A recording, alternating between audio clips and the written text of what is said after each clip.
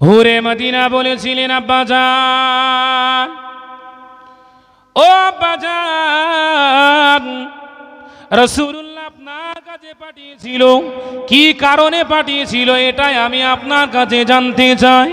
ও আব্বাজান, আপনি বলুন বলুন, ওই ছেলেটা কি জন্য এসেছিল? হুরে মদিনার আব্বা বলেছিল, ও মা হুরে মদিনা, ওই ছেলেটা নাকি তোকে বিয়ে করবে।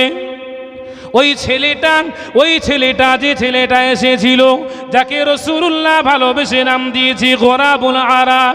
ও মা হুরে মদিনা, ওই গোরাবুল আরাব এসেছিল। ওই গোরাবুল আরাব যে কিনা ছোট বেটে, যেন ঠোঁটগুলো কিনা মোটা মোটা, যেন চোখগুলো কেমন মোটা মোটা হলুদ হলুদ। ও মা হুরে মদিনা, মদিনাবাসীরা তোমাকে ভালোবেসে মদিনার হুর বলে, তোমাকে মদিনা সব থেকে সুন্দরী রানী বলে ডাকে। ও মা হুরে মদিনা, ওই ছেলেটা নাকি তোমাকে বিয়ে করবে, ওই ছেলেটা নাকি তোমাকে বিয়ে করতে চাই। ওই সময় হুরে মদিনা বলেছিলেন, আব্বাজান, ও আব্বাজান, যে ছেলেটা এসেছিল, ওই ছেলেটার একটা কথা আমি শুনেছি আব্বাজান, ওই ছেলেটা তো এসে আপনাকে বলেছে, নবী, নূরের নবী, রাহমাতাল লিল আলামিন, ওই ছেলেটাকে পাঠিয়েছেন আপনার কাছে। আব্বাজান, ও আব্বাজান, আপনি বলুন, আপনি বলুন, রাহমাতাল লিল আলামিন কি সত্যি ওই ছেলেটাকে পাঠিয়েছেন? ওই সময় আনসারী সাহাবা বলেছিলেন, ও মা হুরে মদিনা, ও মা হুরে মদিনা, হ্যাঁ হ্যাঁ, ওই ছেলেটা এসে আমাকে বলেছে, প্রিয় নবী মুহাম্মদুর রাসূলুল্লাহ সাল্লাল্লাহু আলাইহি ওয়াসাল্লাম ওই গোরাবুল আরাবকে আমার কাছে পাঠিয়েছে। ওই মহিলা, ওই হুরে মদিনা বলেছিলেন, আব্বাজান, ও আব্বাজান, যেখানে রাসূলুল্লাহ সাল্লাল্লাহু আলাইহি ওয়াসাল্লাম যে যুবককে আমার বিয়ের জন্য পাঠিয়েছেন, আব্বাজান, আমি হুরে মদিনা বলছি, ওই ছেলের সঙ্গে আমি হুরে মদিনা বিয়ে করতে রাজি আছি। জোরে বলা যাবে না ভাই, কথা কিছু বোঝাতে পেরেছি কি? হুরে মদিনা, মদিনা সব থেকে সুন্দরী রমণী বলছে যে, আব্বা শুধু এতটুকু আপনি বলেন, ওই ছেলেটাকে রসুল পাঠিয়েছে। যদি রাসূলুল্লাহ পাঠিয়ে থাকে তাহলে আপনি রসুলকে গিয়ে বলুন, এই বিয়েতে আমি হুরে মদিনা রাজি। জোরে বলুন সুবহানাল্লাহ। আর আমাকে আপনাকে রাসূলুল্লাহ সাল্লাল্লাহু আলাইহি ওয়াসাল্লাম সম্পর্কে হাজারো বাণী শোনানো হলো, আজও পর্যন্ত রসুলের জন্য দিল কাঁদে না যে ময়দানে মাহাশরে আমার মতো উম্মতের জন্য নবী বেইজ্জতি হোক, আমার মতো উম্মতের জন্য নবী লজ্জায় পড়ে যাক, এটা আমি আপনি জানি শুনি। অথচ নবীর আদর্শ, নবীর ভালোবাসা, নবীর আখলাক, নবীর চরিত্র আমার ভিতরে আপনার ভিতরে ঢোকাতে বড় কষ্ট লাগে, ঠিক না বেঠি? কানে শুনেছেন এতটুকুই যে নবী পাঠিয়েছেন হুরে মদিনা, মদিনার শ্রেষ্ঠ সুন্দরী, যাকে মদিনাবাসীরা ভালোবেসে নাম দিয়েছিল হুরে মদিনা। হুরে মদিনা বললেন, আব্বা, ও আব্বা, নবী যখন পাঠিয়েছে এই বিয়েতে আমি রাজি। হুরে মদিনার আব্বা, মদিনার আনসারী সাহাবা ওই মেয়েকে ডেকে বলেছিলেন, মা তুমি কি ওই ছেলেটাকে দেখেছো? মা ওই ছেলেটাকে তুমি দেখেছো? হুরে মদিনা বলেছিলেন, আব্বাজান, ও আব্বাজান, ওই ছেলেটা বেটে না লম্বা এটা আমার জানার প্রয়োজন নাই, ওই ছেলেটা পরিষ্কার না কালো এটা আমার জানার দরকার নাই, ওই ছেলেটা সুন্দর না কেমন এটা আমার জানার প্রয়োজন নাই, ওই ছেলেটা ঠোঁট মোটা কি না এটা আমার জানার দরকার নাই। আব্বাজান, যে বিয়েতে রাসূলুল্লাহ রাজি, আব্বাজান আপনি বলুন, ওই ছেলেটা কি আমার রসুলের সাহাবা? আব্বা বলেছিলেন, মা ওই ছেলেটা আমার নবীর সাহাবা। ওই হুরে মদিনা বলেছিলেন, আব্বাজান, ও আব্বাজান ওই ছেলেটার টাকা আছে না পয়সা আছে, ঘর আছে না বাড়ি আছে, এটা আমার জানার দরকার নাই। ও আব্বাজান ওই ছেলেটা যে আমার নবীর সাহাবা, ওই ছেলেটা কোরআন জানে, নবীর সাহাবা কোরআন পড়বে। ও আব্বাজান দুনিয়ার টাকা পয়সা অর্থ বিত্ত আমি ঘুরে মদিনা কিছুই চাই না গো আব্বাজান। আব্বাজান আপনি আমার নবীকে গিয়ে বলুন ওই ছেলেটা আমার নবীর যে সাহাবা, এতটুকুই আমি ঘুরে মদিনা আমার জন্যই যথেষ্ট। আমার নবীকে গিয়ে বলুন আমি ঘুরে মদিনা গরাবুল আরাবকে বিয়ে করতে রাজি আছি। মদিনার আনসারী সাহাবা হুরে মদিনার আব্বাজান বলেছিলেন, মা ও মা, তোকে সারা জীবন কোলে পিঠে করে মানুষ করেছি মা, আমার এত টাকা এত পয়সা এত অট্টালিকা, ওই ছেলেটার ঘর নাই বাড়ি নাই টাকা নাই পয়সা নাই। ও মা আমি বাপ হয়ে তোকে ওই ছেলের হাতে কেমন করে তুলে দেই। হুরে মদিনা বলেছিলেন আব্বাজান, ও আব্বাজান যে বিয়েতে আল্লাহ রাজি, যে বিয়েতে নবী রাজি, ও আব্বাজান আপনার এত টাকা পয়সা অর্থবিত্ত কিছুই লাগবে না। আল্লাহ যদি ওই নবীর আনসারী সাহাবা, নবীর কালো সাহাবা গরাবুল আরাবের সঙ্গে আমার বিয়ে কবুল করে থাকে, তাহলে ওই কালো মানুষটাকে নিয়ে আমি আল্লাহর জান্নাতে তোমার ঘরের থেকেও কোটি কোটি সুন্দর ঘর পেয়ে যাব। কি পেয়ে যাব? এই সুন্দর বালাখানা সুন্দর বিল্ডিংয়ের থেকেও সুন্দর কোটি কোটি সুন্দর আমার আল্লাহ এবং আল্লাহ নবী যাতে রাজি সেই জিনিস যদি আমি পাই, এর থেকেও কোটি কোটি গুণ শান্তির জায়গা আমি হুরে মদিনা পেয়ে যাব। আব্বাজান দুনিয়ার ক্ষণস্থায়ী জিন্দেগি, কিছুদিন দুনিয়াতে থাকবো, দুনিয়া থেকে সবাই বিদায় নিয়ে চলে যাব। আর রসুল যখন ভালোবেসে বিয়ের প্রস্তাব পাঠিয়েছেন, এ বিয়েতে আমার কিঞ্চিত পরিমাণ দ্বিমত নেই, আপনি চলে যান। আমার নবীকে গিয়ে বলুন আজ রাতেই আমি গরাবুল আরাবকে বিয়ে করতে চাই। জোরে বলুন সুবহানাল্লাহ। কবে? যেদিন এই প্রস্তাবটা পাঠালেন, যে কথাটা বলে গরাবুল আরাব চলে আসলেন হুরে মদিনা, মদিনার শ্রেষ্ঠ সুন্দরী রমণী একজন কালো সাহাবা, গরিব সাহাবা, এতিম সাহাবা, অসহায় সাহাবা তার বিয়ের জন্য রাজি হয়ে বললেন, আব্বা আপনি নবীকে গিয়ে বলুন আজ রাতেই যেন গরাবুল আরাবের সঙ্গে আমার বিয়ের ব্যবস্থা করে, আমি মদিনার রমণী, আমি এই বিয়েতে রাজি। জোরে বলুন সুবহানাল্লাহ। আল্লাহ নবী সাহাবা, আনসারী সাহাবা হুরে মদিনার আব্বাজান মেয়ের কথা শুনে আসছেন প্রিয় নবী মুহাম্মদুর রাসূলুল্লাহ সাল্লাল্লাহু আলাইহি ওয়াসাল্লামের দরবারে। নবী বসে আছেন মদিনার মসজিদে নববী শরীফে, গরাবুল আরাব নবীর পাশে বসে আছেন, আর মদিনার আনসারী সাহাবা আসছেন। গরাবুল আরাব বলছেন, হুজুর ওই আসতেছে, এইবার আমার খবর আছে। কি হুজুর? ওই যে গরাবুল আরাব বলছে, হুজুর ওই যে আপনার আনসারী সাহাবা আসছে, হুজুর আমি পালাই। নবী গরাবুল আরাবকে হাত ধরে ধরে বসিয়ে রাখেন, আরে বসো বাবা বসো, হুজুর ওই যে আসছে, এবার আমার খবর আছে। দেখেন মুখটা দেখেন কেমন করে আসছে। আল্লাহর নবী, রহমতের নবী, নবী, মায়ার নবী গরাবুল আরাবের পিঠে হাত বুলিয়ে দিয়ে বলছেন, বাবা গরাবুল আরাব বসো বাবা, বসো বাবা। আল্লাহর নবীর আনসারী সাহাবা চলে আসলেন, নবী পাক সাল্লাল্লাহু আলাইহি ওয়াসাল্লামের কাছে এসে সালাম জানালেন, আসসালাতু আসসালামু আলাইকা ইয়া রাসূলুল্লাহ ইয়া হাবিবাল্লাহ। হুজুর আমি আপনার আনসারী সাহাবা, আমার মা আমার বাপ আমার সব কিছু আপনার পায়ে কোরবান হয়ে যাক, হুজুর আপনি আমার সালাম গ্রহণ করুন। হুজুর আমি এসেছি আমার মেয়ে হুরে মদিনা, আপনি যে ছেলেকে পাঠিয়েছিলেন ওই মেয়েকে বিয়ে করতে রাজি আছে, হুজুর আপনি বিয়ের বন্ধ ব্যবস্থা করুন। জোরে বলুন সুবহানাল্লাহ। কি মহাব্বত ছিল নবী তাদের অন্তরে। গরাবুল আরাব হাসতে লাগলেন, হাসতে লাগলেন। আল্লাহর নবী বললেন, গরাব হাসলে হবে না বাবা, যাও বিয়ে করতে গেলে তো মোহর আনার দরকার আছে না নাই, যাও মোহরানার টাকা জোগাড় করো। গোরাবুল আরাব বলছেন, হুজুর এই ভুল কথা বললে হবে কি করে হুজুর, আমি তো সেই সকালবেলায় বলেছি আমার গার্জেন আপনি, আপনি আমার পিতা, আপনি আমার বাপ, আপনি আমার সব। এখন আমি আপনার ছেলে, আমি যে বিয়ে করবো সব চিন্তা আমার মাথার ভিতরে নেই, যা করার আপনি করেন, আপনি গার্জেন, আপনি যা বলবেন আমি তাইতে রাজি।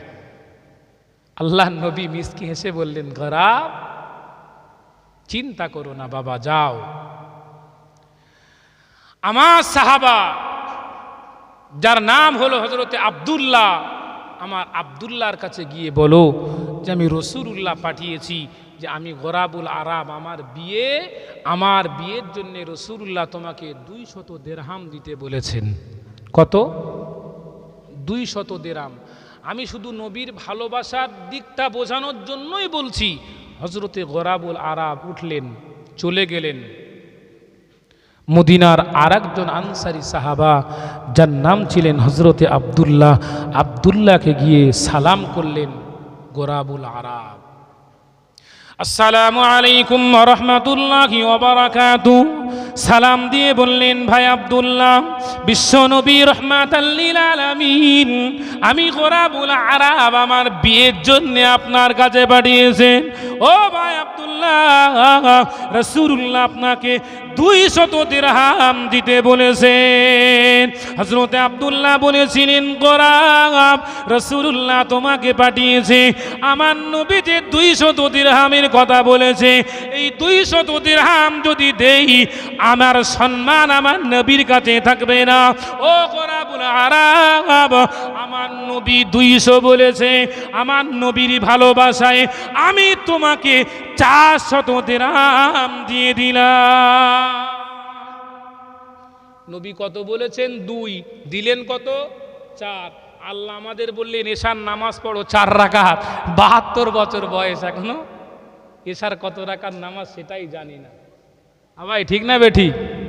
হ্যাঁ, আচ্ছা এশার নামাজ যে আমরা পড়ি, এশার নামাজে কোনো সুন্নত নামাজ আছে? কথা বলে না, আছে? আচ্ছা ক রাকাত বলেন দিন এশার ভিতরে সুন্নত আছে? 4 আর 2 6। যাক, অন্তত 2-4 জন মানুষ অন্তত পড়ে নামাজ নাকি? আচ্ছা যদি আমরা সবাই জানতাম, এক বাক্যে সবাই বলে দিতাম। নবী শুধু বললেন, গোরাব তুমি গিয়ে আব্দুল্লাহকে বলো 200 দিরহাম। 200 চাইলেও দিল 400। রসুলকে এনে দিলেন। ইয়া রাসূলুল্লাহ, ইয়া হাবিবাল্লাহ, আমি গিয়েছি 200-র কথা বলেছি, এই নেন 400 দিয়েছি। আল্লাহর নবী বলেছিলেন, আলহামদুলিল্লাহ। গোরাব এই 400 দিরহামে তো বিয়ে হবে না, এতে শুধু মোহরানার টাকা জোগাড় হয়েছে। এইবারে চলে যাও আমার গরিব সাহাবা, এটা তো পাঠিয়েছিলাম আমার ধনী সাহাবার কাছে, আমার গরিব সাহাবা এবং আমার জামাতা হযরতে আলী। কার কাছে? হযরতে আলী। হযরতে আলী গরিব ছিলেন না ধনী ছিলেন? গরিব ছিলেন, এটা আমরা সকলেই জানি। আল্লাহর নবী পাঠাচ্ছেন কার কাছে? যে যাও আমার আলীর কাছে। আমার আলী গরিব হতে পারে, কিন্তু আমার আলী হলো আমার একজন বরকতি সাহাবা। এ গোরাবুল আরাব, এই বিয়েতে আমার আলীর কাছ থেকে বরকতি টাকা নিয়ে এসো। কোন আলী? যে আলী হলো আমার জামাতা। আমার আলীকে গিয়ে বলবে যে রাসূলুল্লাহ আমার বিয়ের জন্য 200 দিনার দিতে বলেছেন। জোরে বলুন সুবহানাল্লাহ। কোন আলী? কোন আলীকে নবী 200 দিনার দেওয়ার কথা বললেন? হযরতে আলী, যে আলীকে নবী বললেন বরকতি সাহাবা। কেমন বরকতি সাহাবা? হযরতে আলী এত গরিব ছিলেন যে মাঝে মাঝে 2 দিন 4 দিন সপ্তাহ পার হয়ে যেত, আলীর বাড়ি খাওয়া জুটত না। এ কথা আপনারা শুনেছেন তো নাকি? জি, যে আলীর বাড়ি খাওয়া জুটত না। আল্লাহর রহমত, আমাদের সমাজে এমন গরিব নেই যে যার 2 দিন খাওয়া হয় না, 1 দিন খাওয়া হয় না, এমন গরিব আল্লাহ রাখেননি। ঠিক না বেঠিক? এরপরেও আল্লাহ শরিয়াতের বিধিবিধানকে আমরা মানি না। 1 তারিখে নবী বসে আছেন মদিনার মসজিদে নাবাবি শরীফে। আল্লাহর নবী লক্ষ্য করে দেখলেন যে আলী, হযরতে আলী একটু বেঁটে মানুষ ছিলেন। চাদর মুড়ি দিয়ে মদিনার মসজিদে নাবাবির সামন দিয়ে কেউ যেন হেঁটে চলে গেল। আল্লাহর নবী বুঝলেন যে এটা আমার আলীর মতো মনে হলো। একদিন খেয়াল করলেন, কিছু বললেন না। দ্বিতীয় দিন ফজরের নামাজের পরে নবী আবারও বসে আছেন। এমন সময় হজরতে আলী চাদরটাকে মুড়ি দিয়ে রসুলুল্লাহ যাতে দেখতে না পায় এমন ভান করে আস্তে আস্তে নবীর মসজিদে নববীর সামন দিয়ে পার হয়ে চলে যাচ্ছেন। আল্লাহর নবী ডাক দিলেন, কি যাও বাবা আলী, দাঁড়িয়ে যাও। হজরতে আলী লজ্জায় পড়ে গেলেন, দাঁড়িয়ে গেলেন। ইয়া রাসূলুল্লাহ, হাবিবাল্লাহ, হুজুর বলুন। বাবা আলী, কি ব্যাপার? আজ কয়েকদিন দেখছি তুমি চাদর মুড়ি দিয়ে মদিনার মসজিদে নববীর সামন দিয়ে চলে যাও। কোথায় যাও বাবা, কোথায় যাও? হযরতে আলী বলেছিলেন, ইয়া রাসূলুল্লাহ, কি হাবিবাল্লাহ, হুজুর বড় দুঃখের কথা, বড় কষ্টের কথা, আপনার সম্মুখে বলার মতো ক্ষমতা আমার নাই। কারণ আমার স্ত্রী হলো আপনার বেটি হযরতে ফাতেমাতুজ জোহরা।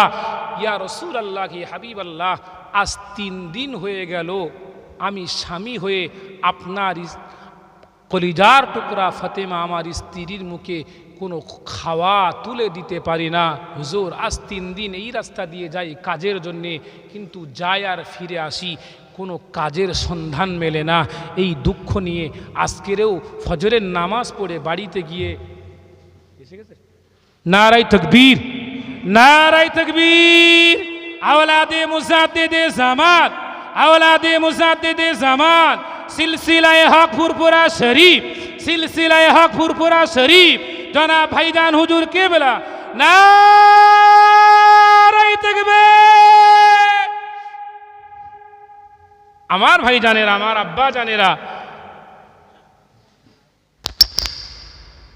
হযরতে আলী রাদিয়াল্লাহু আনহু, এতক্ষণ আমরা যার পথে বসে আছি, আমাদের শেরে তাজ মুজাদ্দিদে জামান আমির শরিয়াত আলা হযরত দাদা হুজুর পীর কেবলা রহমাতুল্লাহ আলাইহির আওলাদের আওলাদ জনাব জুনায়েদ সিদ্দিকী ভাইজান, তিনি এসে গিয়েছেন। আর কিছুক্ষণের মধ্যে আমাদের কাছে তশরিফ নিয়ে আসবেন। আমার ভাই ও বাবাজিরা, নবীর ভালোবাসা কাকে বলে, নবীর মোহাব্বত কাকে বলে, আমরা সারা জীবন শুনেছি। তো হযরতে আলী রাদিয়াল্লাহু আনহু নবীকে দেখে থমকে দাঁড়িয়ে গেলেন। আল্লাহর নবী বলেছিলেন, বাবা আলী, ও বাবা আলী, কি ব্যাপার, কি ব্যাপার, তোমার চোখ দিয়ে কেন পানি গড়িয়ে যায়? হযরত আলী বলেছিলেন, ইয়া রাসূলুল্লাহ, ইয়া হাবিবাল্লাহ, আজ কয়েকদিন হয়ে গেল আমার বিবি ফাতিমার মুখে আমি আহাত দিতে পারি না।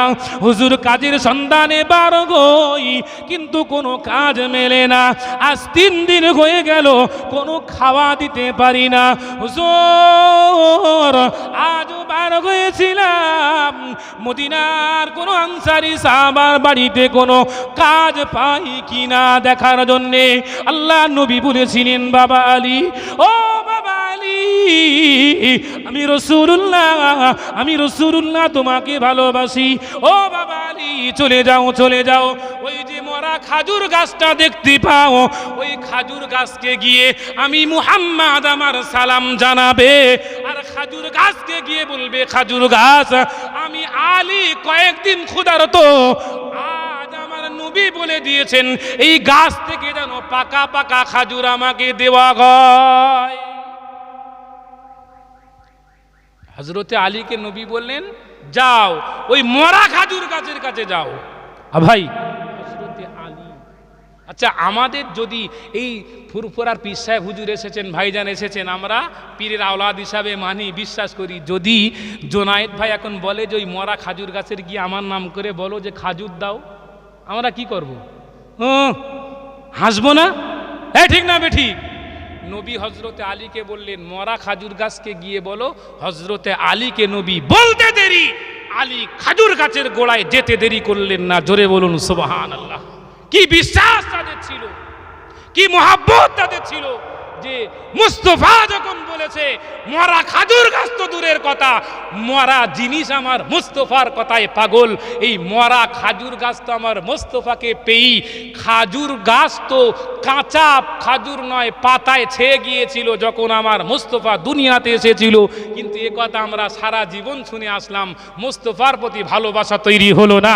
হযরত হজরতে আলী বলেন যে মুস্তফা বলতে দেরি, আমি আলু খাজুর গাছের কাছে যেতে দেরি করলাম না, খাজুর গাছকে গিয়ে সালাম দিলেন। সালাম দেওয়ার পরে বললেন যে রাসূলুল্লাহ আমাকে পাঠিয়েছেন, আমাকে পাকা পাকা খাজুর দিতে নবী বলেছেন। জোরে বলুন সুবহানাল্লাহ। আমার ভাই জানেরা, আমার আব্বা জানেরা, হজরতে আলী গেলেন খাজুর গাছের কাছে, খাজুর গাছকে গিয়ে বলছেন যে রাসূলুল্লাহ আমাকে পাঠিয়েছেন, পাকা পাকা খাজুর দাও। ওই মরা খাজুর গাছ থেকে আল্লাহ সুন্দর ডাল বার করে দিয়ে সুন্দর সুন্দর খাজুর ওই মরা গাছ থেকে আমার আল্লাহ হজরতে আলীর সামনে দিয়ে দিয়েছিলেন। জোরে বলুন সুবহান। আমাদের সেই বিশ্বাস নেই, সেই ভালোবাসা নেই। আমার ভাই জানেরা, আমার আব্বা জানেরা, হজরতে আলী খাজুর নিতে লাগলেন, নিয়ে জুব্বার পকেটে ভরতে লাগলেন। জুব্বার পকেটে ভরতে জুব্বার ভর্তি খাজুর গাছকে বললেন যে আমার নবী যেটা বলেছেন আমার পকেট ভর্তি আমি আর নেব না। জোরে বলুন সুবহানাল্লাহ। তাকবীর দেন, নারায়ে তাকবীর, নারায়ে তাকবীর।